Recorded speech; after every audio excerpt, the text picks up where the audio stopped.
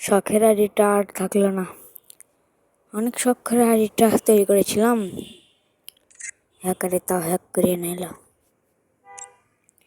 তোমরা এখনো দেখতে পাচ্ছ আইটি টিকটক প্রাইম ভ্যারক্স। তোমরা অবশ্যই জানো আমার টিকটক আইডি এবং ইউটিউব আইডির নাম প্রাইম ভ্যারক্স এবং নাম যে লক্ষ্য করো প্রাইম ভ্যারক্স।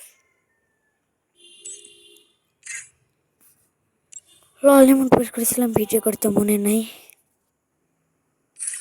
ক্রাফটল্যান্ডে আমি টিউটোরিয়াল লেভেল একটা ভিডিও আপলোড করেছিলাম ইউটিউবে। হ্যাকারে হ্যাক করলো, তাও আইডিটা ফেরত দিল না। 7 ঘন্টা আগে অ্যাক্টিভ ছিল আমার আইডিটা।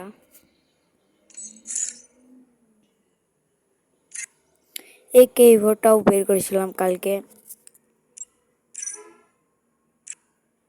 আমি এখন মূল ঘটনাটা বলি কিভাবে আমার আইডি চলে গেল। এই আইডি মূলত আমার কাছে ছিল এবং আমার মামার কাছে। তো কালকে সকালে যখন আমি গেমে ঢুকলাম দেখি কারেন্ট গেল, তো মানলাম। তো এখন আমি গেলাম আমার অন্য এক মামার কাছে। ওর কাছে এমবি ছিল, যে আমরা 2জন এমবিতে গেম খেলতেছিলাম। তো মনে হলো এখনও তো এভো ভল্টে 10টা স্পিন মারা যাবে, দেখি একটা মেরে দেখি যদি পাই। আমি স্পিন মারলাম, তখন দেখি AK-47 ইভো গানটা পেয়ে গেলাম। তখনই কে জানি আমার আইডিটা লগইন দিতেছিল।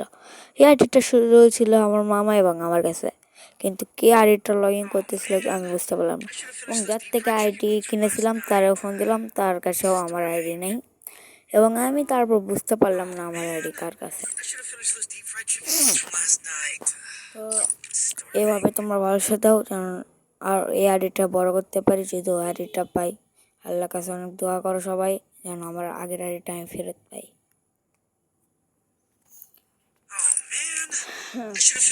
কি বলবো, চল লনুর একটা ভার্সেস করা হোক। লনু ফের ছোট্ট ব্যাগ দিছে, আইডির জন্য অনেক কষ্ট হইতাছে। আমার শখের আইডিটা এভাবে হ্যাক করে নিল, স্যাড।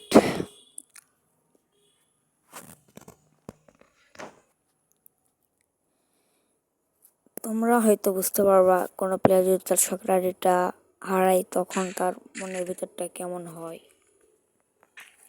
আমি আগেও আমার অনেকগুলো আইডি হারিয়েছি যেগুলোতে আমি টপ আপ করতাম না। এটাই আমার সর্বপ্রথম আইডি, যে আইডিতে আমি টপ আপ করা শুরু করি।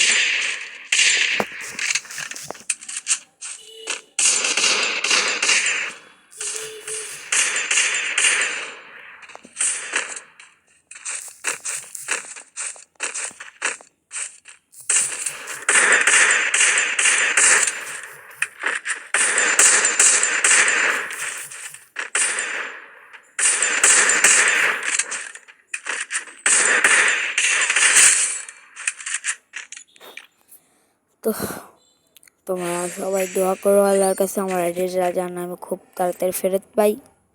ফেরত না পেলে আর কি করব, নতুন একটা আইডি কিনতে হবে।